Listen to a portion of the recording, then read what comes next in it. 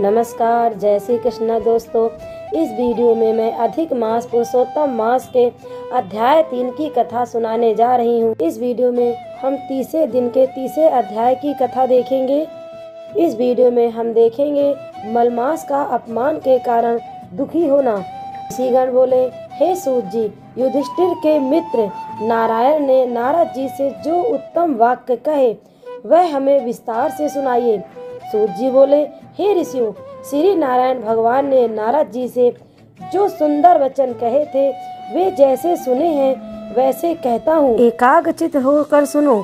श्री नारायण बोले, हे नारद, भगवान श्री कृष्ण ने राधा युधिष्ठिर से जो कहा था वही मैं कहता हूँ। एक समय धर्मराज युधिष्ठिर दुर्योधन आदि से छल से जुए में हार गए थे और बड़े बड़े महारथियों के सामने ही दुष्ट दुशानन ने अग्निकुंड से उत्पन्न हुई धर्मपरायणा द्रौपदी के बालों को पकड़कर खींचा था और जब साड़ी खींचने लगा तब श्री कृष्ण भगवान ने उसकी रक्षा की। तत्पश्चात युधिष्ठिर आदि पांडव राज्य छोड़कर काम्यक वन में चले गए। वहाँ पांडव लोग वनवासियों की भांति वन में फल खाकर अत्यंत दुख पाते हुए रहने लगे। देवकी नंदन श्री कृष्ण भगवान उनको दुखी देखकर मुनियों सहित काम्यक वन को गए।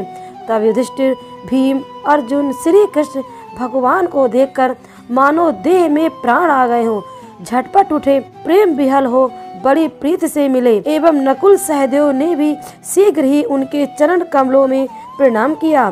द्रौपदी ने भी कमजोरी बस धीरे धीरे चलकर प्रणाम किया।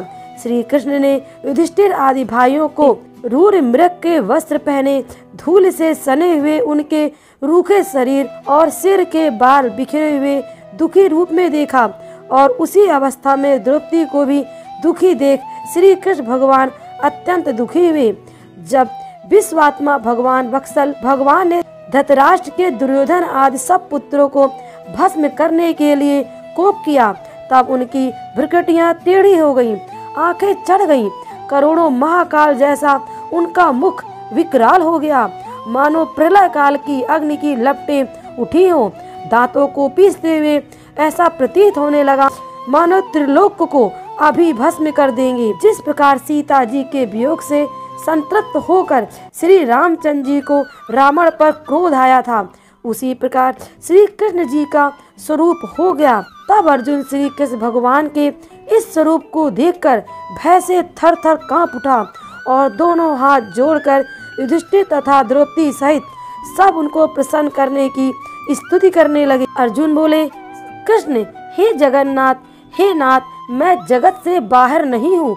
हे जगत के रक्षक, आप मेरी रक्षा कीजिए। जिनके दृष्टि टेढ़ी करने मात्र से ब्रह्मा का भी पतन हो जाता है, उसके कोप से क्या नहीं हो सकता, यह कौन नहीं जानता। अतः हे जगतपते, आप संहार करने वाले अपने क्रोध को त्यागिए। आपके क्रोध से संसार में प्रलय हो जाएगी। आप सब तत्व के ज्ञाता, सब कारणों के कारण स्वरूप, वेद वेदाग के भी बीज ईश्वर श्री कृष्ण, मैं आपको नमस्कार करता हूँ। आप ही चराचर जगत के उत्पन्न करता, सब मंगलों के मांगल वीर स्वरूप है, सनातन है। आप अपने रचे हुए विश्व का एक व्यक्ति के अपराध के कारण क्या नाश करेंगे? ऐसा कौन होगा जो मच्छर को भस्म करने के लिए अपने सब घर को जला दे? श्री नारायण नारद जी से बोले, शत्रु को मारने वाले अर्जुन ने जनार्दन श्री कृष्ण से ऐसा कहकर हाथ जोड़कर नमस्कार किया। सूत जी बोले, हे ऋषियों, जब श्री कृष्ण भगवान क्रोध त्याग कर चंद्रमा के समान शीतल हो गए तब पांडवों ने श्री कृष्ण भगवान को शांत हुए देखकर सुख पाया। प्रेम से प्रफुल्लित मुख को देखकर युधिष्ठिर आदि सब ने श्री कृष्ण भगवान को प्रणाम किया और कंदमूल फल आदि से उनकी पूजा की।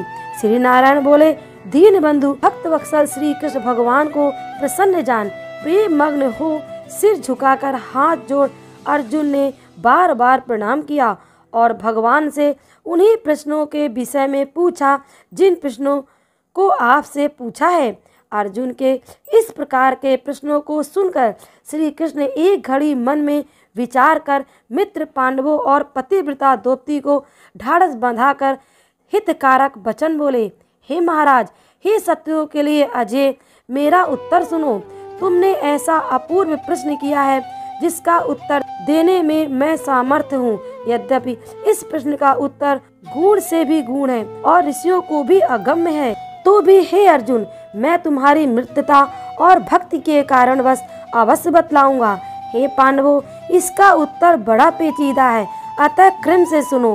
चैत आदि जो 12 महीने हैं, शुक्ल और कृष्ण पक्ष, लव अर्थात 60 रेणु, घड़ी अर्थात 60 पल या 24 मिनट, याम अर्थात 3 घंटे का समय, त्रियामा अर्थात 3 पहर की रात्रि, 6 ऋतुएं अर्थात शिशिर, बसंत, ग्रीष्म, वर्षा, शरद और हेमंत, मुहूर्त अर्थात 12 क्षण या 48 मिनट, दोनों अयन, उत्तरायण और दक्षिणायन, हायन, वर्ष, संवत, सौर, चांद, सावन और बृहस्पति युग अर्थात सतयुग, त्रेता युग, द्वापर युग और कलयुग तथा परार्ध से लेकर जितने कालवाचक हैं, एक की संख्या से लेकर शंख महाशंख तक, नदियां समस्त विश्व की, सप्त सागर, क्षीर सागर, लवण सागर, दधि सागर, घृत सागर, सूरा सागर, इच्छु सागर, स्वादु सागर, हृदय अगाध जन वाले कुंड,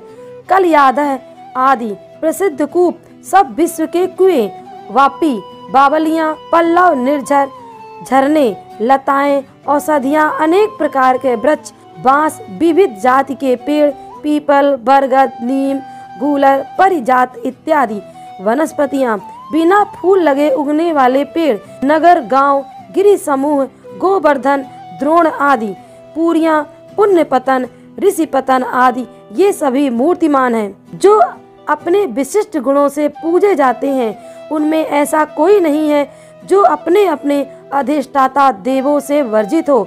ये सब अपने अपने समय में पूजे जाने पर फलदाता होते हैं। अपने अपने स्वामी के संयोग के माध्यम से वे सभी सौभाग्यशाली हैं। हे अर्जुन, कदाचित उस समय अधिमास आया, इसको सब लोग असहाय, निंदित, अपूज्य, मलमास, रवि, संक्रांत से वर्जित ऐसा कहते थे। मल रूप होने से अछूत और शुभ कर्मों के लिए निंदित होने के कारण क्रांतिहीन, निरुद्योगी, अत्यंत दुखी, थकित शरीर, चिंता से घिरा मन, मलिन, मुर्दा की तरह हृदय में धैर्य धारण कर मलमास मेरी शरण में बैकुंठ में जहाँ मैं रहता हूँ वहीं पहुँचा। अंतःगृह में गया हुआ वह मुझको विनीत भाव से दिखाई दिया। तब अमूल रत्नों से जड़ित सुवर्ण के आसन पर बैठा हुआ मुझे देखकर वह दंडवत करके निमित हो हाथ जोड़े नेत्रों से आंसुओं को छोड़ता हुआ धैर्य धारण कर गदगद वाणी से प्रार्थना करने लगा। सूत जी बोले, इस प्रकार वह नारायण कहकर शांत हो गया। तब नारद जी यह सुनकर नारायण से कहने लगे कि अधिक मास जगत के पापों को हरने वाले, योगियों को भी दुर्लभ व्यक्ति से प्राप्त होने वाले पूर्ण रूप विष्णु के पवित्र लोक में जाकर संसार को अभय देने वाले ब्रह्म स्वरूप मुकुंद के पद कमलों की शरण पाकर क्या बोला तो सुनिए। इत श्री पुरुषोत्तम मास कथा 3 अध्याय समाप्त। दोस्तों, इस प्रकार मलमास माह के 30 अध्याय की कथा समाप्त होती है। दोस्तों, वीडियो पसंद आने पर प्लीज़ वीडियो को लाइक करें, शेयर करें और सब्सक्राइब करना न भूलें।